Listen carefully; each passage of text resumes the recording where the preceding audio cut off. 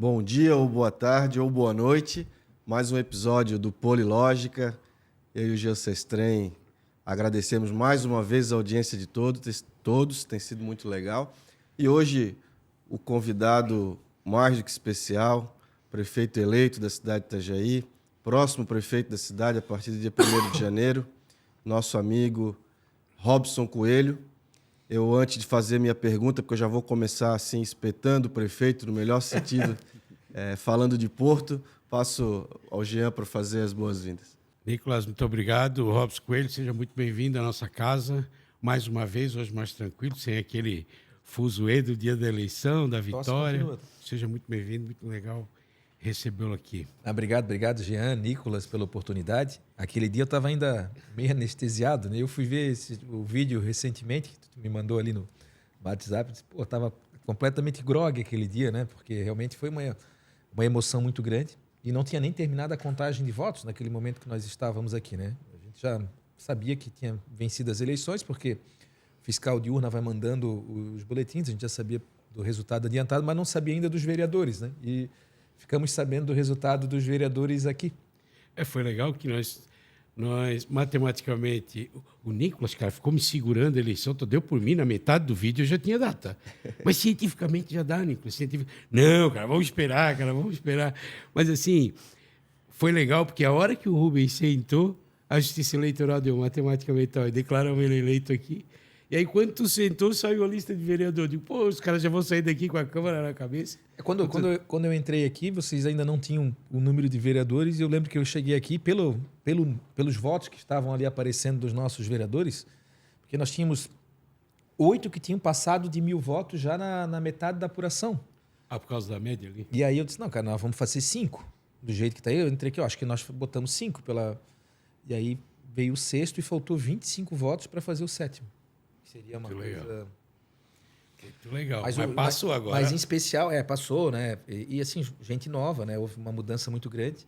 O que vocês estavam falando aqui, que teríamos uma renovação grande na Câmara de Vereadores.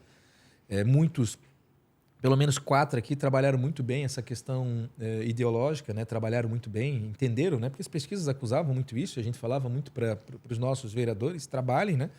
Não adianta disfarçar, né? Quem né? Não adianta mais... Sim, claro. Mas quem aparece, reafirma, né? Porque o eleitor queria essa convicção, né?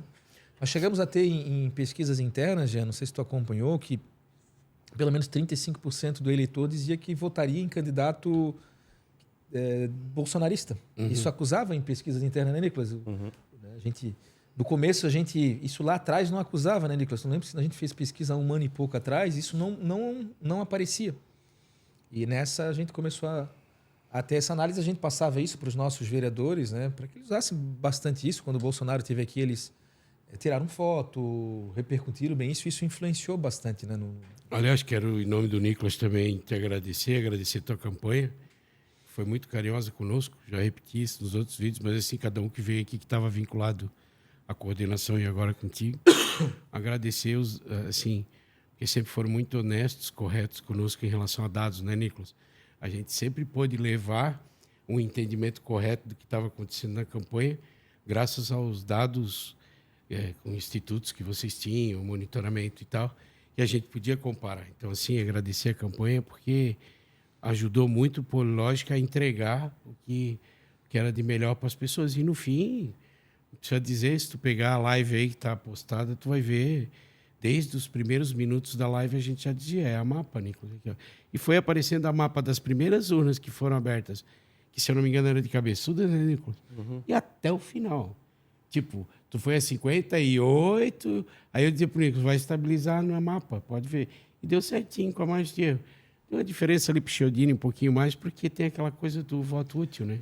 O cara já estava derrotado mesmo. Mas é uma coisa que... A gente teve essa experiência em 2020 na campanha, o Nicolas teve com a gente na coordenação, e a gente tinha pouco acesso à pesquisa, né, Nicolas, naquela campanha, né? Então, muitas vezes tu estava indo na cega, né, na escura, né? Tu não sabia se... Mas é importante para tomar decisão, né? É importantíssimo, né? Dados é tudo. Né? Em qualquer segmento da sociedade, do mercado, né? No segmento empresarial, o empresário ele faz pesquisa para analisar público consumidor, um local estratégico para para se instalar, né? E na política também, né? Então a gente acompanhou pesquisas. O Nicolas nós tínhamos pesquisas, por exemplo, de março desse ano, onde o cenário era totalmente diferente. Aparecia o Osmar muito bem posicionado, né, Nicolas? E eu e o Rubens sempre brigando ali entre o segundo e terceiro. A Ana também sempre posicionou muito bem, né? Sempre teve um recall, né? Né? E a gente fez uma conta seguinte, olha, o Robson, o Rubens e a Ana juntos, eles equilibram a eleição. Então nós entramos na eleição empatados. Quando começou a campanha, né, Nicolas, a gente já estava empatado e aí a gente começou a trabalhar e o pragmatismo, né? Contou bastante, né? Tem coisas posicionamento, e quando tu te posiciona que as pessoas veem, pô, é essa chapa, ela vai, né? Eu acho que a leitura da qualitativa a nossa leitura foi melhor feita, digamos assim, do que a dos adversários, né? E a leitura histórica das pesquisas. Tem muita gente que se prende a ler pesquisa daquele momento, mas tu precisa ter um entendimento histórico, lógico. E eu acho que nesse aspecto a campanha do Robson acertou. E, Robson, vamos voltar depois para a campanha, com certeza. Mas eu penso assim, primeiro assim, eu lamento demais tu não ter ganho a eleição em 2020, porque o Porto não estaria na condição que está hoje. Eu tenho certeza absoluta. Tu tens muito mais expertise, tens muito mais vinculação por seres portuário e uma visão, né, muito mais moderna, digamos assim, do atual prefeito. Mas são águas passadas, aquilo que foi feito de estrago está feito. E a gente não precisa desenhar para as pessoas, quem passa em frente ao Porto, ou quem passou nesses últimos tempos, sabe do que a gente está falando. E o discurso do governo sempre foi um discurso de que a autoridade pública municipal tem que ficar aqui, tem que ficar aqui, tem que ficar aqui. De repente, passou às 5 horas da tarde do dia 6 de outubro, parece que mudou o discurso. O governo até que não. Faz um joguinho de cena. Mas nós sabemos que tem forças, inclusive ligadas ao governo, mas também ao governo federal, brigando para que o Porto seja federalizado novamente, volte ao controle do governo federal. E eu queria, primeiro, assim, deixar muito claro para o espectador, o Robson está com um desafio gigante, enorme, porque ele está pegando a coisa no meio do caminho. Mas, como nós confiamos muito em ti, Robson, e a população majoritariamente confiou em ti para gerir a cidade, o que tu pensa e o que é possível ser feito, na tua opinião, para a gente reverter esse quadro e manter, pelo menos, alguma gestão sobre bacia de evolução, sobre sinalização do acesso, canal de acesso, dragagem, etc., que são coisas que eu sei que tu considera fundamentais. Então, Nicolas, eu tive, além da experiência de portuário e empresário, aqui em Itajaí, eu tive essa experiência como secretário de Estado, onde nós administramos lá 3 portos, né? 2 em especial, porque em Bituba, São Francisco do Sul e Laguna, que ainda está naquela fase de estudo. Eu acredito que tem potencial para determinado segmento, mas o investimento é muito caro e ficaria com a iniciativa privada, porque... Mas em Bituba e São Francisco do Sul, lá nós trabalhamos com vários operadores portuários. E de que forma a gente geriu? Trazendo esses operadores portuários para a mesa.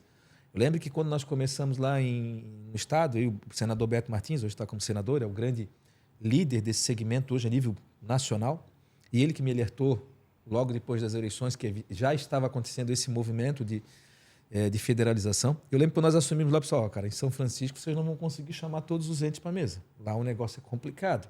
E a gente conseguiu vencer isso e entender, cara, que se a gente não estivesse se aproximando dos operadores portuários, né, de certa forma, nós teríamos dificuldade para a movimentação de cargas. Porque quem tem um contato, relacionamento com o cliente é o operador portuário. Né? O ente público, ele não é um ente fomentador. Ele tem que ser um ente facilitador do processo. Porque quem vai atrás do cliente é a trade, é o agente de carga, é o despachante aduaneiro, é o operador portuário. E aqui em Itajaí, essa conexão faltou ao longo dessas 2 últimas gestões com o Volney, que era a conexão com o operador portuário. Nós tínhamos, em determinado momento, a maior empresa do mundo aqui em Itajaí. E a empresa, movimentando cargas, né, e uma vez eu numa reunião do CAP, na época o Amilcar era o superintendente do Porto, e nós confrontávamos muito naquela época, e o Amilcar disse assim, não é a conta da autoridade portuária, é a conta do município. Quanto a IPM traz para o município, não quanto traz para o Porto, mas quanto ela traz para o município através de todo o serviço que ela movimentava ali. E agora, a discussão, Nicolas, não é a discussão se privatiza ou não, essa discussão foi superada. Né? O governo Bolsonaro defendia a privatização, né? E o governo Aqui municipal, ele defendia que a autoridade portuária ficasse pública. Bom, isso foi superado porque houve uma mudança de governo. Agora a discussão é quem vai ter a autoridade portuária. Federalizar é mandar todo o controle da gestão para Santos. Por exemplo, nós entendemos aqui, o município e a cidade entendem, existe praticamente um consenso, que nós precisamos conciliar operação de transatlântico, as operações dos navios de carga geral e as operações de containers. Será que Brasília e Santos vai entender da mesma forma?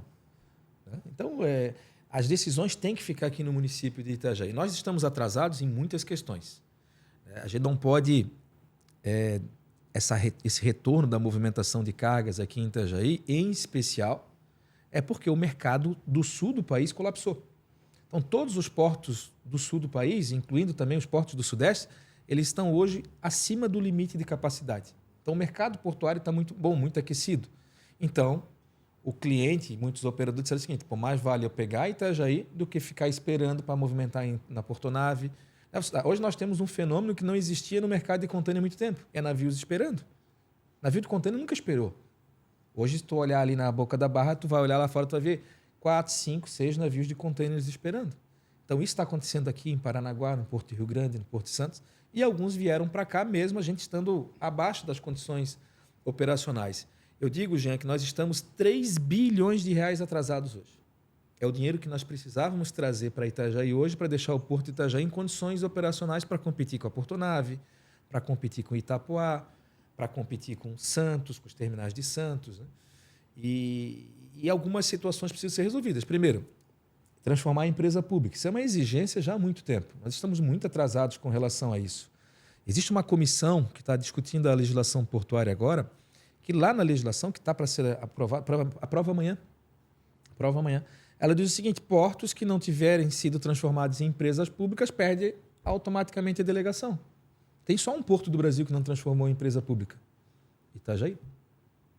Então, precisa ser transformado o quanto antes. Nós conversamos com a Ana, com o Beto, o projeto está lá na Câmara, o governo não está fazendo tanta pressão, mas vocês, enquanto vereadores, façam a pressão para votar esse projeto o quanto antes, que a gente precisa dar uma resposta também lá para o governo federal e transformar em empresa pública.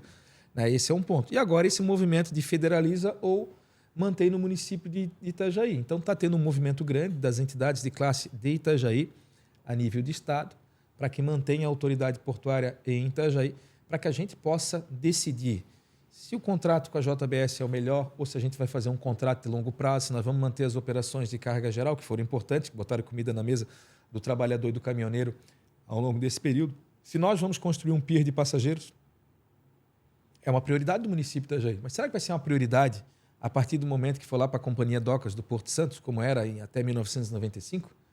Então, é uma decisão muito importante. Eu acredito que vai dar certo, que vai ser mantida no município, mas a gente precisa lutar bastante. Agora, Nicolas, nós estamos atrasados. Quando eu falo de 3 bi, nós precisamos fazer urgente a obra da Bacia de Evolução, a segunda etapa.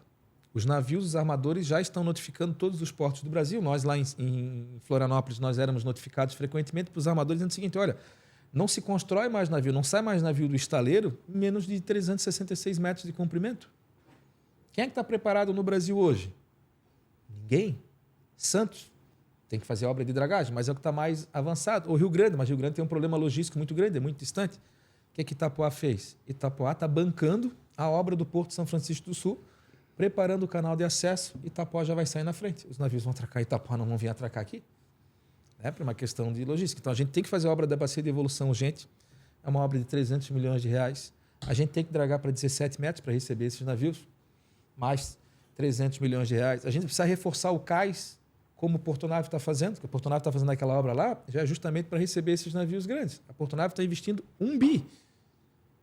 1 bi para deixar o cais dele preparado. E depois, 8 portainers, equipamentos, aumento da área do porto organizado para estar preparado. Então, nós estamos muito atrasados. E esse dinheiro, eu acredito que esse dinheiro só vai vir para Itajaí se nós conseguirmos garantir um contrato de longo prazo. Então, mantém a autoridade portuária pública e luta por um processo licitatório, um processo de 35 anos.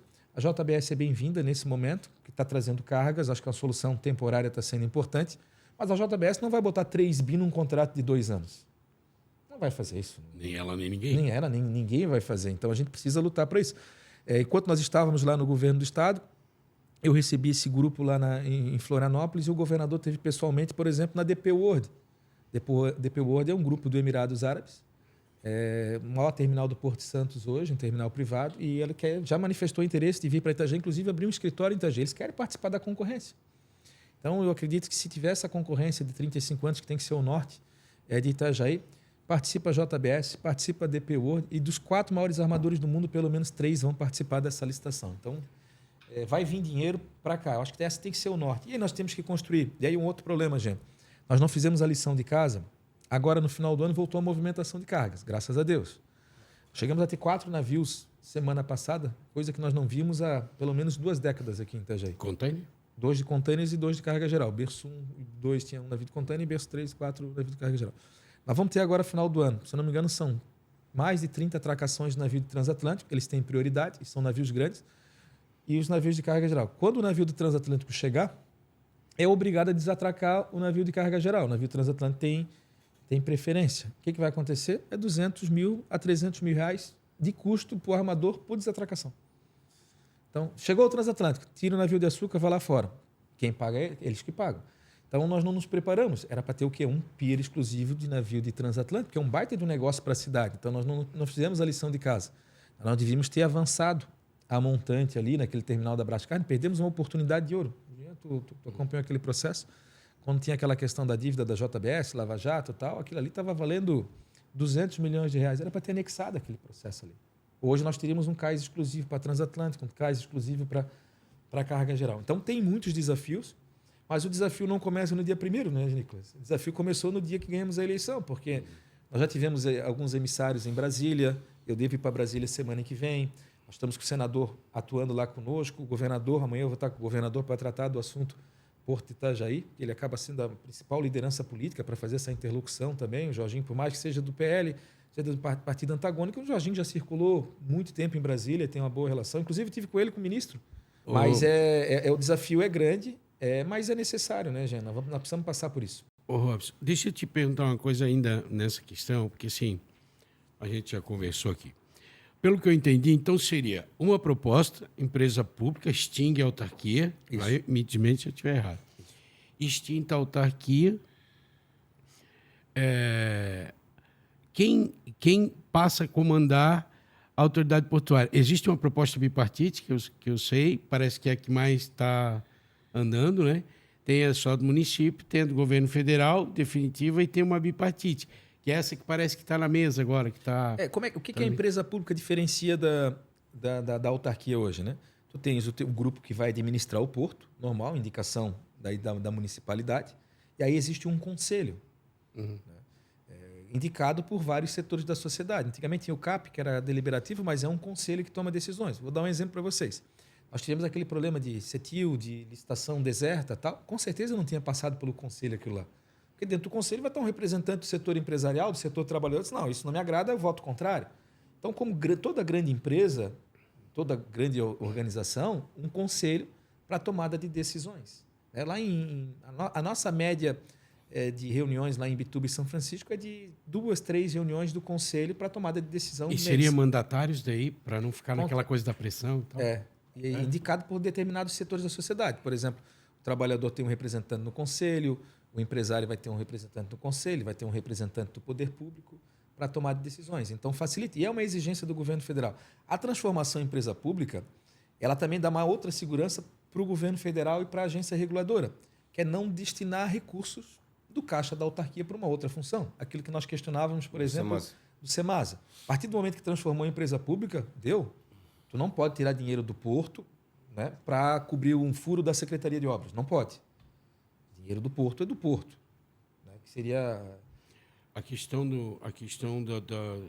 Eu queria saber qual é o poder que o prefeito vai ter, porque assim, tem uma outra parte de porto, que a gente já conversou aqui também, que é a questão do impacto que o porto causa na cidade. Sim. Quer dizer, é segurança, é iluminação, é trânsito, é asfalto, é mobilidade, todo o termo. Por isso que a gente, né, dividia preocupações aqui, quando a Ana esteve aqui, em relação a isso. Quer dizer, o poder do veto ou de voto do prefeito é importante porque ele está integrado para a cidade, ele é a integração. O prefeito que nomeia o superintendente, os diretores. A gente já tinha assumido o compromisso, Jean, porque a conta ela ficou muito pesada, né? por mais que eles comentem aí, o próprio Volney falou que nós somos a autoridade portuária mais enxuta, mas nós somos uma autoridade portuária hoje pesada do ponto de vista de custeio. Nós somos enxuta. Tão enxuta que não tem navio, né? Nós não temos, por exemplo, nós temos 2 ou 3 operadores portuários agora, começou com carga geral agora. É diferente de Imbituba, São Francisco, quando tu lida com vários. Então, nós temos uma estrutura lá de 25 cargos, nós precisamos reduzir para pelo menos metade, e aí um conselho, né, representado por vários setores, mas o prefeito que vai ter o norte do porto. Por causa desse impacto. E a guarda portuária? Porque são 25 comissionados. A guarda portuária hoje, eu acho que teve a indenização, né? Os incentivos ali, as incentivadas. Muitos pegaram, já a estrutura está menor. O patrimônio, né? A guarda portuária hoje já tem um patrimônio do porto, que envolve, além da sede do porto, ali a sede administrativa, a área do berço 3 e 4, aquela área pública. Envolve mais lá o Parque do Atalaia, a questão dos moles, que é uma área de segurança pública, farol. Então, a guarda portuária tem essas atribuições. Ali, o antigo pier, né, que ficou também como área do patrimônio. Vai ser absorvida pela empresa pública. Seria absorvida pela empresa pública. Qual a expectativa que nós podíamos dar para o Itajaiense do tempo que vai levar essa transição do atual modelo para o definitivo? Para fazer o contrato. Qual é o nosso planejamento? Né? Nossa ideia é o seguinte: hoje nós temos um contrato temporário, que a JBS está lá, e é muito bom, porque com certeza o contrato definitivo vai valer muito mais, porque agora o porto está operando, vai valer mais. Se de repente eles iam dar 2 bi, agora de repente vem um 3 bi, porque o porto está operando. Mas é dar sequência nesse contrato temporário, e no decorrer desse contrato temporário se faz o edital definitivo para que a transição aconteça já durante o processo, para que a gente não sofra aquilo que a gente sofreu com paralisação do porto. E a JBS, logicamente, vai participar desse processo também. A JBS fez uma grande aquisição, né, que foi o Aristides. O Aristides é um cara que veio da base, eu digo assim, veio das categorias de base, porque ele começou com a gente lá no Porto, com 18 anos de idade, como estagiário, um cara que cresceu, evoluiu e hoje é uma referência no mercado. Então, eles trouxeram o melhor que tinha no mercado para tocar as operações. E ao trazer o Aristides, prova que eles têm uma visão de longo prazo, como em Itajaí. Eu conversei com o Aristides recentemente, eu digo para o Aristides, vocês têm que fazer um gesto. Aquela área da Brascarne ali, nós temos que anexar a área do porto, que ali nós teríamos uma área exclusiva para navios de carga geral. Aquela área da Brascarne ali é praticamente inutilizada. Ela já está comprometida, inclusive, no plano diretor, né? Houve uma documentação que foi feita. Foi um movimento, inclusive, da mão de obra na época. Né? Sim. Então, é fazer durante esse processo transitório já fazer o processo definitivo. E parece que essa é a visão da própria ANTAC, né? A visão também do Ministério. Mas a gente tem que estar em cima, tem que estar articulando, tem que estar conversando para que os interesses da cidade sejam preservados. Quem garante que esse vai ser o interesse, por exemplo, se for para Santos? Santos é um concorrente. Vai valer a pena para Santos fazer o contrato definitivo para Itajaí? O contrato definitivo vai trazer dinheiro para o caixa da prefeitura, do caixa do porto, para fazer investimentos. Então, por isso que a gente tem que lutar para a manutenção da autoridade portuária aqui em Itajaí. E as pessoas precisam entender, eu botei esses dias lá na rede social, não, mas tem que privatizar a gente. As operações já são todas privadas. Né? O que a gente tem que lutar é para que tenha menos interferência, o mínimo de interferência possível do público sobre o privado. Quer ver um caso, Jean? Por que a IPM saiu de Itajaí? Porque a IPM tinha um custo mensal, que era a outorga, de 5 milhões. Quando venceu o contrato, a IPM disse, eu fico, mas não dá mais para pagar 5 milhões. Não tem mais sentido. Eu tenho um concorrente na minha frente que não paga. Eu tenho um concorrente ali a 200 quilômetros que não paga a outorga. Eu me comprometo a pagar aquilo para vocês manter o custo mensal da autoridade portuária, mas 5 milhões é muito. Porque a administração do porto, ela arrecada, ela já paga um pedágio através da tabela 1, que todo navio que adentra o canal paga um valor que é para fazer a manutenção. Tanto que essa questão do atraso da dragagem, ao meu ver, é quase como uma apropriação indébita. Por quê? Porque tu arrecadou. Nós já falamos isso aqui, né? Tu arrecadou. Inclusive usando esse termo. Tu arrecadou. O armador não tem culpa que tu geriu mal o teu porto. O armador chegou, ele passou ali pelo mole, ele já deu um dinheiro. Ó, tá aqui, ó, tabela 1, paga. Né? E esse dinheiro não foi repassado. Tanto que hoje o custo, a conta é de 35 milhões de reais. Usaram para pagar folha. E aí, eu não sei se vocês viram uma manifestação do do representante da ANTAC, porque cancelaram o contrato com a empresa. Cancelaram o contrato com a empresa de dragagem, a Vanor. E agora voltaram atrás e fizeram o acordo com eles, com uma participação da Portonave. Se eu não me engano, a Portonave entrou com 28 vai pagar 28 milhões de reais, e aí, teoricamente, é uma receita menor que nós vamos ter no decorrer dos tempos, porque a Portonave, logicamente, o armador, quando é de entrar, nós vamos ter que fazer um acordo. Ó, não precisa pagar, tu não vai pagar 100%, vai pagar 70%, porque eu já estou pagando aquela conta lá. E nós estamos com um problema sério, Jean. Graças a Deus, nós não tivemos um problema de uma enchente, alguma coisa nesse sentido, porque já trabalhou 40 centímetros... E avaria, alguma coisa, né? 40 centímetros assoreou desde a paralisação da dragagem. 40 centímetros, uns 400 contêineres a menos por navio. Que nós estamos deixando de movimentar. Se tem uma chuva muito grande aqui na região, esse 40 centímetros pode se transformar 80 centímetros, 1 metro, 1,5 metro, e aí o prejuízo é muito grande. Ah, Robson, mas quem está operando é a Portonave, não é Itajaí? Pelas contas que nós fizemos, né, o Nicolas, que trabalha muito bem nessa questão tributária, pelo menos 75% da movimentação da Portonave, a arrecadação fica em Itajaí. Quem está perdendo somos nós. Quem está perdendo mais é Itajaí dessa perda de eficiência, vamos dizer assim. Né? Tem mais alguma pergunta sobre Porto que eu queria emendar uma sobre Porto, mas é fora do Porto. Não, pode emendar. Só quero dizer que eu estou muito satisfeito com a gente. A gente ficaria aqui falando um monte de coisa. Sim, Da sim. criação do fundo emergencial, eu fiquei pensando, quando o Robson fala da questão da enchente, que eu sempre achei fundamental. Mas eu quero dizer como feliz eu estou como cidadão, como eleitor, de saber que o prefeito está tão por dentro do assunto, tão comprometido com o assunto e transparecendo tão claro que essa é a prioridade número 1 do governo. Robson tem uma visão muito para além do Porto, sou obrigado a testemunhar, e eu sei disso porque na transição ele já tem falado muito nisso, nessa questão da diversificação da atividade econômica da cidade, ele sempre fala nisso, isso é fundamental, mas não há dúvida, e está muito claro na fala dele, de que o Porto é a primeira prioridade, tem que ser mesmo, né, manutenção da autoridade pública, seja como for, em que modelo for, mas eu quero dizer que eu estou muito feliz, Robson. E Jean, emende, porque eu só quero dizer que eu estou muito satisfeito. Fico feliz que a empresa pública vai ter o comando da gestão do prefeito, até porque os interesses da cidade ao redor do Porto acontecem. E houve um trabalho, uma evolução para compor uma reserva econômica, não pecuniária, mas de imóveis e tal, por causa da importância vital do CCP, por exemplo, o Centro de Eventos Itajaí, que é o único, tirando o Parque da Agricultura, é o único equipamento que nós temos, né? Só que sem o CCP ele se torna, como dizia o saudoso, aquele apresentador da Record, o Graciliano Ramos, ele dizia que ele é um hangar, né? Sem o CCP realmente vai virar um hangar, não vai servir para nada. Então, assim, tá na agenda do planejamento do Robson, em todas essas negociações com o Porto, com o governo federal, com toda essa pauta, o CCP para o Centro de Eventos? Sim, porque é mais uma vocação que a cidade poderia despertar, né? Hoje nós temos as atracações dos navios de transatlântico, né, que é um negócio muito bom para a cidade, mas a nossa capacidade de retenção é baixíssima. Né? Uhum.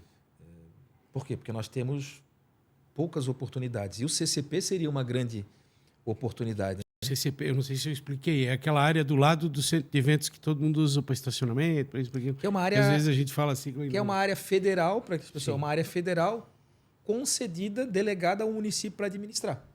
Então, teoricamente, é nossa, né? Porque está delegada para nós gerir, mas vamos gerir de uma forma melhor, porque, de certa forma, nós temos um espaço muito bacana, mas está fechado e aproveitado só para estacionamento. É pouco. Eu sempre falo que Deus nos deu o rio e o mar para a gente explorar, para a gente ganhar dinheiro e gerar oportunidade. Aquela área ali é uma área que está ali, está praticamente parada. Sim. Teoricamente, abre agora na marejada, daí eles utilizaram aquele espaço ali para... Mas o restante do ano fica parado, né? Uhum. Então, aquela área ali seria uma coisa... E aliada ao pier de passageiros, né, Jean? Pelo estudo prévio que a gente fez, conversando com o pessoal do trade turístico, né, o Ronaldinho, o próprio Eclésio, né? Ali seria uma área ideal para o novo pier de passageiros, mas tu precisaria fazer trazer para dentro, vamos dizer assim, né? Tu precisa fazer um recuo, vamos dizer assim, para poder atracar o navio de transatlântico ali. Então tem três opções, né, para fazer o novo pier. Ali seria uma opção. Uma outra opção um pouco mais à frente ali, aí atracaria de forma perpendicular ali, né? E a outra seria com a expansão do cais ali onde a própria JBS. A área atrás da Marina já começou a obra? Eles estavam fazendo? Que obra da Marina? Aquela praça ali, né? Tem uma sim, praça ali sim. que estão fazendo. Então, Eu não passei Então, mais ali. são né? essas três opções, mas nós precisamos fazer para ontem, viu, Jean? Tem que ser uma iniciativa do governo já no início com esse O tipo Robson Coelho começa os 2 primeiros anos em plena negociação para o futuro. Quer dizer, o que está aí é administrar e dizer, nós não vamos ter uma grande novidade no Porto. trazer o investidor privado também, né? Porque vamos ser francos, né? Isso não é papel do município botar dinheiro, é conceder para que alguém faça esse papel, né? Eu vejo, e quando a gente fala da questão do Porto, meus amigos portuários, inclusive, hoje eu passei lá, hoje existe um movimento grevista a nível nacional, né? Do trabalhador portuário, porque está tendo uma mudança de legislação. Daí hoje o pessoal pergunta, pô, tu vai lá?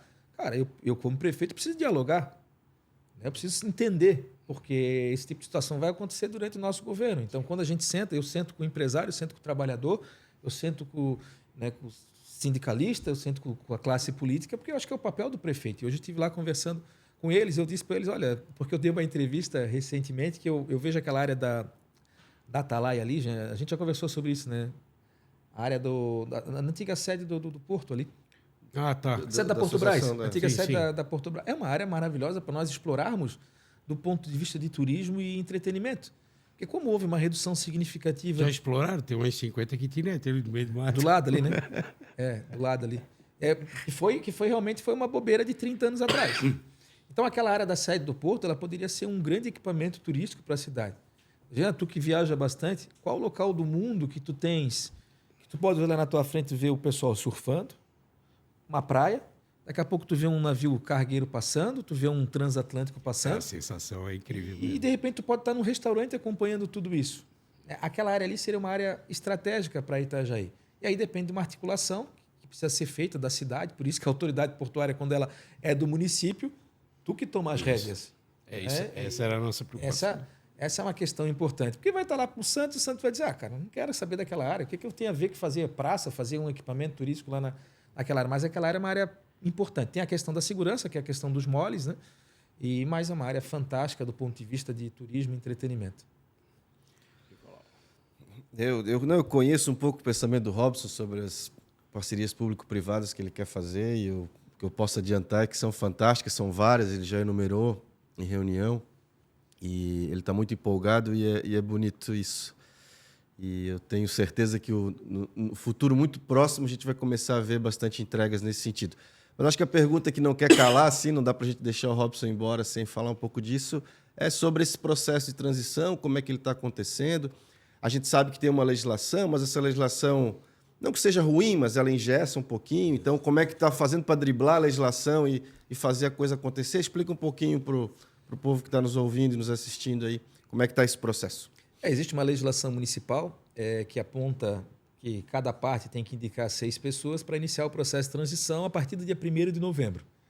E nós temos muito trabalho pela frente, nós já começamos a fazer o trabalho, nós temos os grupos em todas as áreas que já estão se reunindo. Ontem teve 5 grupos reunindo, nós estamos aqui no Hotel Sandre, buscando informações e coletando informações. Então, muitos secretários aqui de Itajaí já estão se colocando à disposição, entregando documentação, tirando dúvidas, né? Porque para as pessoas entenderem, né? Nós trabalharemos em 2025 com o orçamento aprovado pelo atual governo. Nós iniciaremos o governo em 2025 com os contratos feitos pela atual gestão. E vamos falar alguns exemplos. Uniforme escolar. Se não for feito, a criançada vai estar sem uniforme no ano que vem. Merenda escolar. Se não for feito um processo, nós ficamos sem merenda ano que vem. E uma série de outros, né, Nicolas, que tem. Então, esse processo de transição é muito importante. Agora, nós tivemos, por exemplo, a paralisação dos serviços de limpeza, na questão contratual, que olha quanto afetou as unidades de ensino aqui em Itajaí, as nossas crianças, né? Então, tem muita coisa para ver. Então, nós estamos... as coisas estão acontecendo para que a gente possa iniciar dia 1º de janeiro pronto. E, Jean, os problemas nós já sabemos que existem, né? Todos nós sabemos que tem problema de conta, problema financeiro, problema de atraso com o fornecedor. Todos nós sabíamos disso quando nós colocamos o nome à disposição. Então, a gente tem que não dar desculpas e superar todos esses desafios. É isso que a gente está colocando. Então, nós estamos os grupos todos se reunindo, analisando uma série de documentos, informações, tomando decisões importantes, né? E hoje, inclusive, eu saí daqui para uma reunião lá na prefeitura, hoje para falar sobre o Porto. Deve estar presente lá o vice-prefeito e mais dois representantes, para a gente trazer mais algumas questões, e aí a gente vai tratar sobre essa questão da delegação. Legal. Quer perguntar aquela outra coisa lá? Não quer perguntar? Sobre se já tens algum nome? Isso aí as pessoas querem saber também. Se já tem nome, puder adiantar. Eu vi que vocês ficaram tisicando a Ana aqui, né? Mas ela tá esperta, né, cara? Tá fugindo da... Ah, tá. Essa pergunta. Não, fizemos você pergunta faz? Dela, não. Não, mas eu já sei qual é a pergunta que ele quer que eu faça. A Ana Carolina, minha amiga, que eu aprendi, sempre foi minha amiga, mas eu aprendi a admirar politicamente muito pelo Robson. Eu narrei aqui, Robson, na entrevista dela, que quando nós nos elegemos juntos ali em 2016, eu, tu, Fernando, Beto, Pegorini, a gente meio que fez uma patotinha, o próprio Rubens, e excluímos a Ana. Não sei se de propósito ou pelo contexto. E o link dela conosco... Bullying, tá vendo? Tá o link dela conosco... Machismo, nada disso. O link dela conosco sempre foi o Robson. O Robson sempre conseguiu trazer ela para dentro da discussão. Ele sempre nos lembrava, disse, olha, vamos trazer a Ana, porque a Ana é importante. Né? E não é à toa que o Robson virou o nosso líder e hoje é o prefeito, porque ele tem essa capacidade de agregar. Então, hoje, eu sempre gostei da Ana pessoalmente. Politicamente, eu até já teve um momento que eu não gostei, mas hoje eu gosto muito. Todos nós já brigamos com ela em alguma oportunidade. O Jean, eu, o Nicolas. E ela vai para o governo, para brigar dentro do governo, ou vai ficar na Câmara para brigar por ti, Robson? Agora, essa é a pergunta. Antes do Robson responder, ela tem o dom. Ela não fica de mal. Não. 5 minutos depois parece que nada aconteceu. Não, e que ativo que o Robson tem na mão, né? Para onde que é melhor, Robson? A gente conhece a Ana da época do Salesiano, né? Ela aparecia na propaganda, lembra que o pessoal pegava no pé, que ela ia para a propaganda do... Quem que era na época? Era o próprio Volney, né? Não era o Volney o candidato, acho que era o João Martins o candidato. Não, desculpa, o Paulo Ternes. E ela aparecia na propaganda. Ela aparecia na propaganda. Na época, em 92, isso. E o pessoal intisicava muito ela, né? Provocava muito ela na época do colégio, porque ela aparecia na propaganda de TV. Mas a gente começou a trajetória política, e eu sempre digo assim, ó, a gente pensa muito diferente, eu, Ana, né? Eu sou mais direita, você sabe que a Ana é mais de centro. Ela diz que é de centro, eu digo que ela é mais de centro-esquerda, né? Mas a Ana é uma grande liderança política da cidade. A gente começou a trajetória política em 2012, quando eu pelo PSTB, ela pelo Republicano, nós fizemos a coligação na proporcional, na qual ela se elegeu. E eu lembro que foi trabalhoso aquilo, que a gente dizia, Ana, se tu não se coligar na proporcional, tu não se elege, Ana, tu precisa se coligar. E a gente se coligou. Ela foi eleita vereador, começou a trajetória política dela aí como eleita, fez um grande mandato, foi candidata a prefeita, nós apoiamos. E aí o Nicolas sempre fala essa palavra, senso de oportunidade, né? Eu disse, já que a Ana vai candidata a prefeito, eu vou candidata a vereador, porque nós somos do mesmo bairro, dividindo um público muito parecido. Então, ela foi candidata a prefeita, foi uma grande votação, perdeu por pouco. Eu me elegi vereador. Aí fiquei os 4 anos no mandato e ela ficou os 4 anos na... Aí ela foi candidata a deputada estadual depois, faltou também uma bicharia de votos para ela entrar. O PSDB só fez um naquela vez? Fez 2. E ela ficaram preso, o Marcos Vieira, e ela faltou 800 votos. Digo, quando tu foi candidato, vereador? Fui eu, o Dedé e o Acácio. Fui o Dedé e o Acácio. E aí a Ana foi deputada estadual, faltou pouquinho. Em 2020 ela vinha candidata a prefeito, vocês sabem da história. Depois eu acabei virando candidata a prefeito, ela candidata a vereador. E eu vejo a Ana como uma grande liderança política, né? Ela não foi a mais votada à toa, né? E o voto é dela, né? A Ana faz qualquer pesquisa para prefeito, ela vai estar sempre muito bem posicionada. Tanto que quando o governador chamou o Rubens lá, eu disse, se tiver vocês 3 juntos, vocês ganham a eleição. Eu voltei falando isso para o Nicolas, na época ainda ficou um pouquinho reticente, porque o Osmar se posicionava na nossa frente. Mas a experiência da Ana foi legislativa até hoje, né? 2 mandatos de vereador e um mandato curtinho ali de deputado estadual, quando ela assumiu como suplente. E é sempre importante dizer, porque o Nicolas e a Ana foram deputado estadual, né? As pessoas esquecem que os 2 tiveram essa oportunidade. Obrigado por lembrar, Robson. E eu vejo, a gente conversa bastante sobre isso, eu acho que a Ana, ela merecia uma oportunidade no Executivo. Ela merecia estar lá. Ela precisa... Porque Porque a gente sabe que ela tem capacidade para isso, que ela é uma... Estudiosa, trabalhadora. Estuda, trabalhadora, e eu acho que ela precisa dessa oportunidade, não só para dar uma resposta para Itajaí, mas Itajaí precisa, porque, de certa forma, é uma geração, e tu sempre falava muito isso, é uma geração nova, né? Dos vereadores eleitos nosso, do PL, dos 6, apenas um tinha experiência. Então, são 5 que estão começando agora. Né? Então, acho que ela precisa dessa experiência, eu já fiz o convite para ela, a gente está conversando, mas como vocês sabem, a conversa com ela é sempre um pouquinho mais difícil, né? Ela vai brigar contigo. Já temos um nome, um possível nome no governo. Então, mas eu vejo que a cidade precisa... Ela já estava antes da eleição, né? Ela precisa dessa oportunidade, porque ela tem potencial muito grande. E se ela passar por essa experiência... Precisa passar por essa experiência no Executivo, que ela tentou e faltou 300 e poucos votos em 2016. Então, ela fazer parte desse processo. E a vitória nossa, Jean, eu falei isso para a Ana, já falei para o Nicolas, falei para o Deodato, ela representa muito essas pessoas que tentaram lá atrás e não conseguiram. O Nicolas tentou ser prefeito, o Deodato tentou ser prefeito, a Ana tentou, o próprio João Paulo, né? E, de certa forma, a gente representa todos eles, né? Nesse momento, né? Porque todos colocaram o nome à disposição e a gente sabe o quanto é difícil ser candidato a prefeito. É a questão da exposição, do tempo, família. E, de certa forma, a gente está representando... Né? Depois no tal dia que fisicamente, né? Psicologicamente, né? Sim. Tu sai de uma campanha muito detonado, né? Mas no dia seguinte eu já estava... acordei e disse, agora tem que começar a trabalhar já, não dá para esperar. Prefeito. Acordei prefeito e o grupo é bom, já. Eu vejo que nós temos muita gente boa, Nicolas, Ana... Essa turma nova que está entrando com gás. Amadurecido, energia, todo mundo preparado, com relacionamento, que é algo muito importante, né? A parceria. Primeira vez que tu veio aqui no escritório. Se não for de amigo, vai para casa, porque vão só para te quebrar. Porque todo mundo tem um relacionamento importante, né? A gente tem figuras chaves dentro do governo do Estado que hoje nos representam, né? O pessoal fala muito da deputada Campanholo, por exemplo.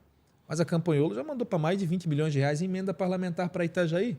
Ontem eu estive com ela, nós jantamos juntos na casa do Dolor, inclusive. Eu disse, manda mais, eu quero 2 milhões ano que vem. Daí ela está lá e ela tem ajudado. Claro que é um perfil diferente, um perfil mais ideológico, mas tem participado bastante conosco. É uma representante da nossa cidade. Ela foca mais no Marieta? A maioria dos recursos dela foram para Marieta. A maioria dos recursos para. Agora a gente tem um projeto aí com relação ao autismo. 500 milhões de Chiodini, tu já achasse?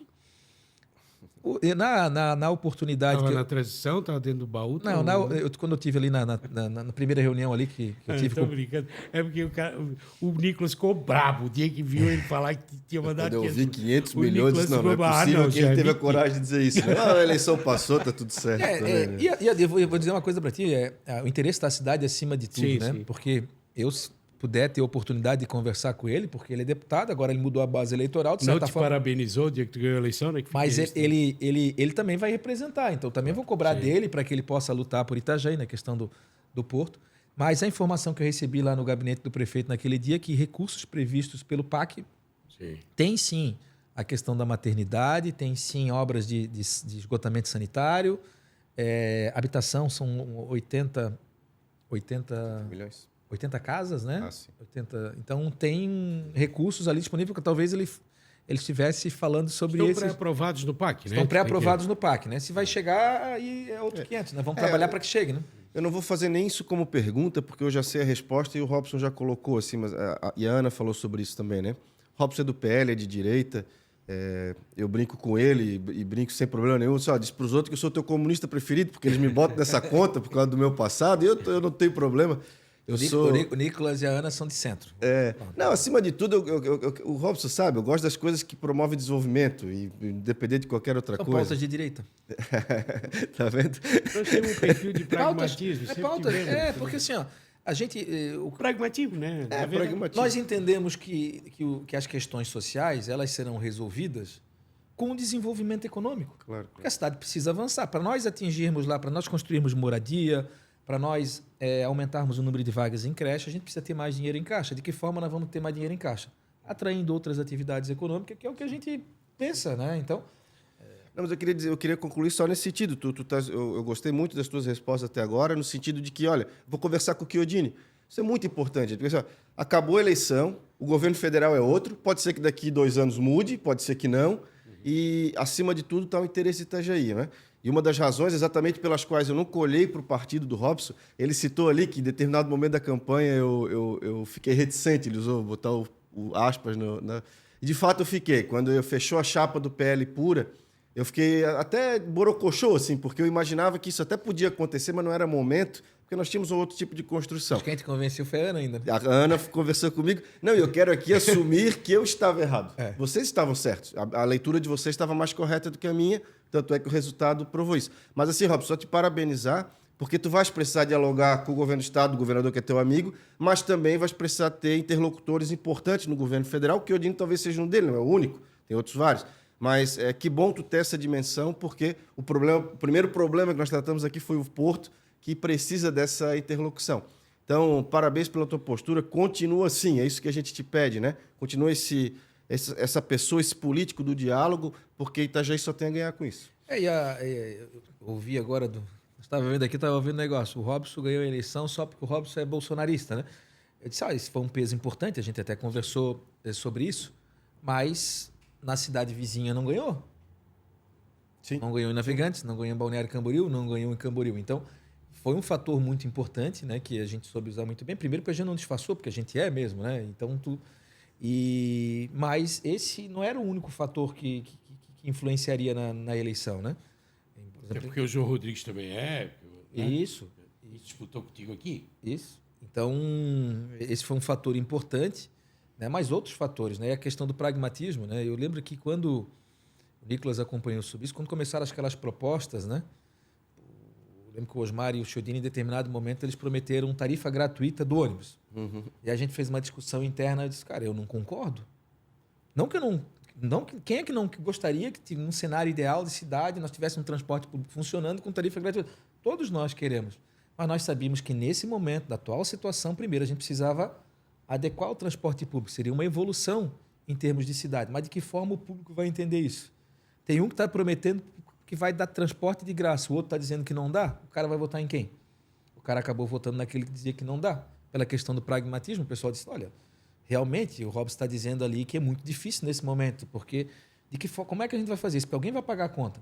Pela conta que nós fizemos, Jean, transporte público gratuito, se nós aumentar, logicamente que teríamos que aumentar a frota, aumentar a oferta, nós estávamos falando de um investimento aí de 70 milhões de reais por ano. Alguém ia perder. Mas, Robson, deixa eu te dizer uma coisa sobre transporte, sim. Primeiro que estudo sobre transporte, eu tenho acompanhado essa discussão a nível nacional e a nível mundial também. Porque pandemia, existe transporte público antes da pandemia e depois da pandemia. Sobreviveu o metrô porque estava pronto, é rápido e tal e tal. Então, assim, eu acho que a solução do transporte público está na eficiência.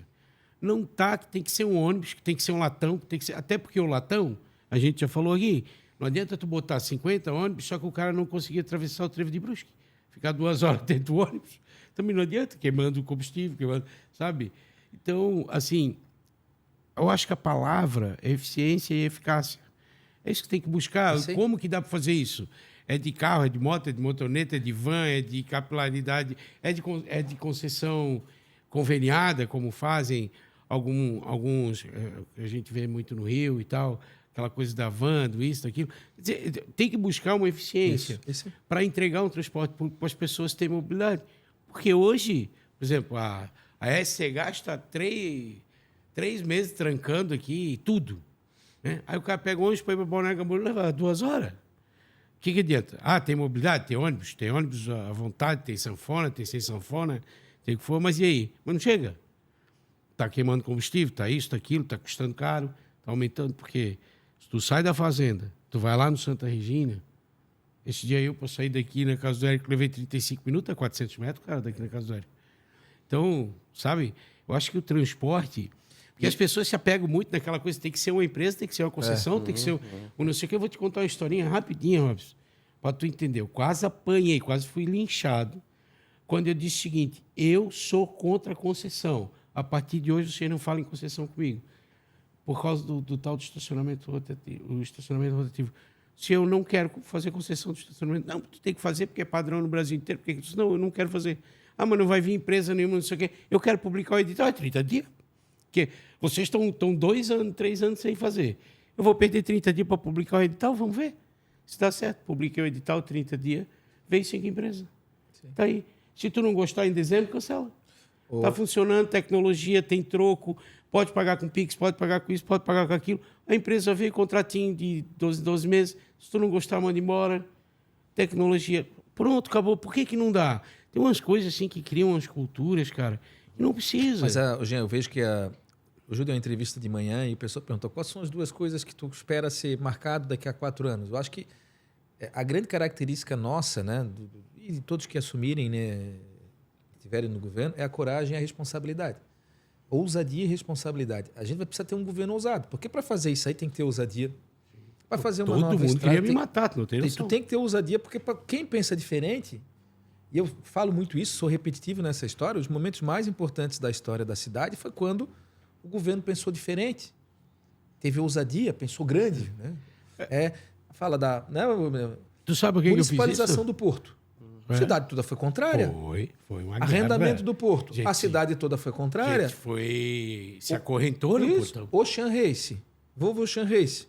Regata para rico não é prioridade, a cidade toda foi contrária. Então, indisposição vai acontecer e só o tempo, né, já? Só o tempo. Essa coisa de estacionamento rotativo eu comecei a encrencar, tu sabe por quê? Gustavo, vocês montaram Secretaria de Segurança, vocês montaram Guarda Armada, vocês encheram os caras de arma, de viatura, de não sei o quê, não sei o quê, e tudo comendo ordinário. Isso não vai ter nada de receita para segurança. E aí nós começamos a trabalhar aquilo com a equipe lá. Só, cara, vamos fazer receita para segurança. Quer dizer, aí começou a entrar dinheiro para comprar o uniforme, porque o Codetran, o dinheiro da multa do Codetran estava sustentando a segurança inteira. Sabe? Arrancando do ordinário e da multa. Não, agora tem receita. Então, assim, cria uma secretaria, que é um trombolho, a segurança é cara, bicho. É pesada.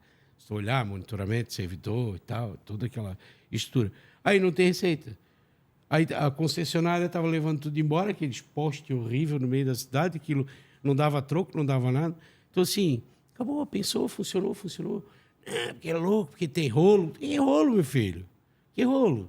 Rolo é concessão, eu acho. Uma coisa que a tecnologia baratíssima não tem. Qual é o investimento dos caras? 2 viaturas com 4 câmeras em cima e os terminaizinhos. E aí a galera começou a ganhar um dinheirinho, porque daí tem as maquininhas nas lojas, o cara ganha a comissão para vender o negócio ali e tal. Pô, funcionou o aplicativo, pronto. E, ó, é concessão, é 20 anos, o cara está levando dinheiro daqui? Não, a receita está entrando no município. Final de dezembro, acabou o contrato. Renova o contrato? Não renova. Uma concessão absurda. Tem coisa que não dá mais. E lembrando que o movimento... Eu falo isso porque o pai fazia parte desse movimento, né? O movimento em prol do estacionamento rotativo partiu dos comerciantes, né? Isso sim. A pressão era grande e a concessão levava 5 anos para fazer. A pressão era grande. E assim, Jean, só para concluir, eu vejo que o grande desafio dos próximos 4 anos é preparar a cidade para mudanças que irão acontecer. Itajaí, falo isso frequentemente, falei isso nos debates, falei isso no programa eleitoral, é a cidade mais prejudicada do Brasil com a reforma tributária. Nós precisamos preparar a cidade para essa reforma tributária que vai vir. Tu sabe, tu tens muitos amigos, conversa bastante com eles, que são trades, que são agentes de carga. A gente precisa criar alternativa para que essas pessoas fiquem aqui sem benefício fiscal. Como que a gente vai fazer? É com a logística, é com a qualificação da mão de obra, é com outras situações que a gente vai precisar ofertar, é com um porto competitivo. Caso contrário, meu amigo, essa empresa vai voltar para a sua cidade de origem, onde está o mercado consumidor. Então, é desafiador, além de criar outras alternativas econômicas, né, Nicolas, que a gente já falou. A gente ficou muito dependente de um setor só para que as pessoas possam entender. Falei esse dia para uma cita da Promenac, você já imagina que a tua empresa dependesse 50% de um único cliente. Se esse cliente não comprou mais contigo, tu quebrou. É mais ou menos Itajaí. Nós praticamente dependemos de 50% da nossa economia de um setor. Da logística, do comércio exterior. E agora o pessoal aprova uma lei lá em Brasília que diz que esse setor não vai ser interessante ficar aqui. Então a gente é obrigado a pensar em 4 anos. Isso é coisa que a gente tem que pensar em 10, em 20 anos antes. Pensar em criar outras alternativas para as pessoas pensam, vai faltar dinheiro? Nós vamos arrecadar menos? Então a gente precisa criar uma outra fonte de renda na cidade, que pode ser com o setor industrial, com o setor da tecnologia, com a indústria do turismo, né? A própria construção naval, que veio muito forte para Itajaí, né, nesses últimos anos, ela também é dependente do incentivo fiscal. É que o nosso canal é competitivo para isso pra caramba, né? Competitivo. Nós temos um programa Pronáutica, onde o ICMS, ao invés de pagar os 17%, paga, se não me engano, 7% no setor da construção naval. Então, as empresas estão se instalando aqui porque nós somos bonitinhos? E não, estão se instalando aqui porque aqui se paga menos. Poxa. Então, é um desafio grande. A gente tem formado uma equipe boa na parte de desenvolvimento econômico, né? Tem trazido praticamente todas as entidades de classe aqui da cidade estão participando das discussões conosco, né? É o Sinditrade, é o Sindaesc, é a Associação Comercial, é o setor de turismo, né? Como é que é o nome ali? O Convention Bureau. Convention Bureau. Convention Bureau, o pessoal está E participando. o plano diretor contemplou essa tua... Tu acompanhou? O plano diretor, eu vejo a construção civil, eu sei que pode ser polêmico isso, mas a curto prazo não tem nenhum setor capaz de trazer dinheiro para o caixa da prefeitura como a construção civil, através da outorga. Sim. Ponto. E aí o plano diretor foi muito importante nesse processo. Tem que fazer uma outra adequação, mas foi um momento importante da história da cidade e aí precisa reconhecer todos que estiverem envolvidos. Então tem um bom recurso que pode entrar no caixa da prefeitura nos próximos anos, graças à outorga e à construção civil. Jean, nosso amigo Theo Cerveja está apontando para o relógio aqui, dizendo que o Robson tem compromisso. Calma, Theo. Theo é da época do... Tu lembra Tem do Theo jogo na época hoje? do Marcílio? Ele falou que o compromisso era às 18, pô. Lembra disso, Nicolas? Do quê? Do Theo no Marcílio? Era o... Como é que é a turma? Adão Goulart. Sim, claro. Não, isso sim, lembro. O pai não, do- achei que estava falando que ele jogava. O pai do Jogava, Fabrício nunca vi. também, trabalhou com o Conheci o Fabrício. Theo, trabalhava sim, na sim, Rádio o Clube, Célio Theo. Marinho. Na Clube. Célio Marinho. Célio Marinho, essa turma do... Fazia futebol, né, Theo? Fazia futebol. Aldo Pires de Godoy. Aldo Pires de Godoy.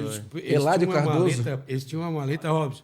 E eles amarravam 2 arames assim, cara, eles conseguiram transmitir aquele neto. É uma loucura aquilo. Quando eu tenho lá na nossa época, nós saímos da escola, né, Nicolas? Salesiano, cara, eu ia para casa para assistir o programa que era o Eládio claro, Cardoso, lógico. Miguel Livramento, Miguel Livramento. Roberto Alves, cara, Isso. aquilo é, né? Na Não que perdeu- TV que era aqui? Era na RBS mesmo, acho, né? Era uma Não, TV local.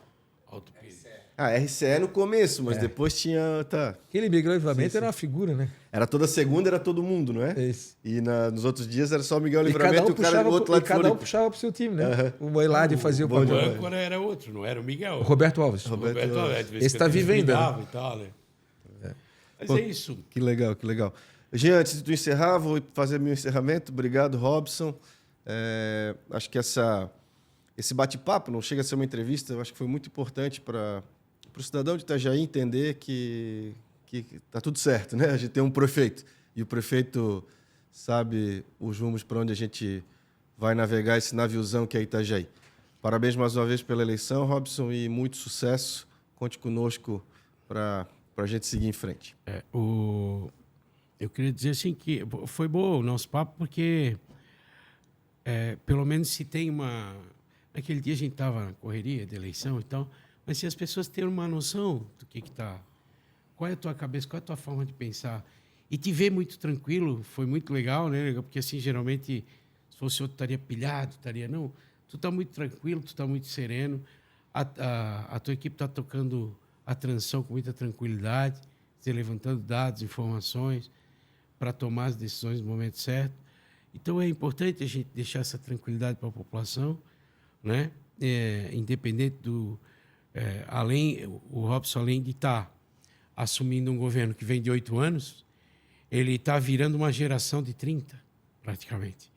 Então, assim, e trazendo com ele uma equipe que teve, nesses momentos, de alguma forma, representado, como ele mesmo aqui disse.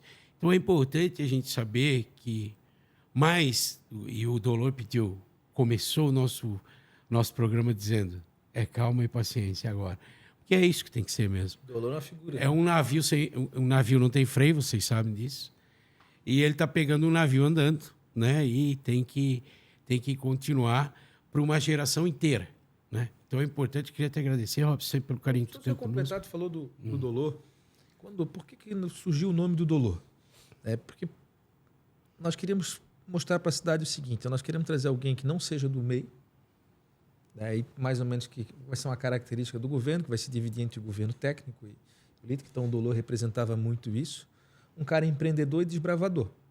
É um cara que gerou muito emprego na cidade, como industrial, como comerciante. E um cara corajoso, né? Que rodou o mundo todo em cima de uma Uma moto. valquíria. Então, essas características era a característica que a gente queria mostrar na campanha, né? E o Dolor foi um grande líder. Ele não tinha muita questão política, né? Ele acompanhava de fora, mas ele... Um excelente ouvinte, né, Nicolas? Vocês que estavam com ele... Ele fez um trabalho muito legal que eu citei aqui, Robson. Muito legal. Porque, assim, o Nicolas até falou, no começo eu era meio crítico com a questão e tal. E eu realmente não tinha feito essa leitura. Mas eu comecei a encontrar as pessoas com grande experiência política em Itajaí, que eu converso, que eu tenho diálogo, e dizer assim, e aí, como é que tá? O que tu acha? O Dolor falou comigo, o Dolor falou comigo. O Dolor, ele foi costurando na cidade grandes figuras experientes de outras gerações, assim, ele criou uma proteção da formação de opinião muito importante. Porque no primeiro tu não sabe, mas no segundo tu começa a montar o quebra-cabeça. Olha o que o Dolor está fazendo. Aí eu comentei com o Nico. Um deles foi o saudoso Tita Ruda. Nico? Não, ele teve quando eu vejo lá grandes figuras, com o Nelinho. Nosso Nelinho, né? Ele conversou com essa turma e disse, Robson, tu precisas ouvir a experiência. Foi muito legal isso que então, ele fez. Nós conversei contigo, conversei com o Nelinho, com Tito, as pessoas que já participaram, né? E que têm experiência para dizer o seguinte, porque eu sempre dizia assim, a gente precisa ter coragem para mudar o que não dá certo, mas a expertise para manter o que está dando certo. Então, tem que ouvir a voz da experiência, porque vocês que já passaram lá, vocês podem dizer, Robson, por aqui não dá. Aqui vai dar problema. Então, a gente tem vontade de fazer tudo, mas tem que saber de que forma vai se chegar no objetivo. Né? Parabéns aí, parabéns mais uma vez pelo programa. Estou vendo que cada vez está crescendo mais o número de... Sim, espectadores. Eu tenho que ganhar do da Ana aí, cara. Tem que ver quanto é que deu de visualização dela aí. Depois passa aí para mim que eu vou jogar nos grupos para dar mais... Quinta-feira vai pro ar, Mas obrigado pela oportunidade. A gente tem uma agenda agora. Mas tem uma entrevista aqui, né? Aqui na rua mesmo, né? Aqui pertinho. E obrigado a todos vocês, me colocar à disposição e colocar à disposição das pessoas também, né? As pessoas que querem contribuir com uma cidade melhor. Valeu, Robson. Obrigado. Parabenizar também aqui o nosso vereador, suplente de vereador, primeiro suplente, o Rafael Ótimo. Primeiro conselheiro tutelar e primeiro suplente do União Brasil, né? Então, um cara que contribuiu bastante aí também. É isso aí. Companheiro nosso, meu irmão, de longa data. Sempre comigo, às vezes perde, às vezes, mas tá aí. Uma hora chega lá, né, Rafa? Coração gigante. Já chegou, né? Porque ele já ganhou 2 eleições, né? Ganhou 2 e perdeu 2, né, Rafa? Ganhou 2 para o conselho e perdeu 2 para vereador. Que é a eleição mais difícil de todas. Eleição de vereador é a eleição mais difícil que existe, né, Nicolas? A gente já passou por isso, porque tu é candidato, o teu vizinho é candidato. O Léo era também do teu grupo, né? O Léo é pastor da igreja do Rodrigo, do meu irmão. O cara te deseja sorte dizendo que vai votar no outro, né? Olha, vou ter que votar nele, mas eu quero muito que tu ganhe. A Ana falou isso aqui. Ela estava apavorada na eleição. Ana, te adoro. Meu Deus, teu trabalho é lindo. Mas eu vou dar uma força lá pro outro agora, né? Ela ficava louca, ela ligava para mim à noite. Não, e ela pegava o Nicolas dizendo, tu vai votar em que, Nicolas? Não, eu vou dar uma força. Mas como tu fala, 5 minutos tá tudo certo. Não fica de mal. Não tem jeito de ficar de mal com ela. Obrigado, gente. Obrigado. Conta com a gente aí.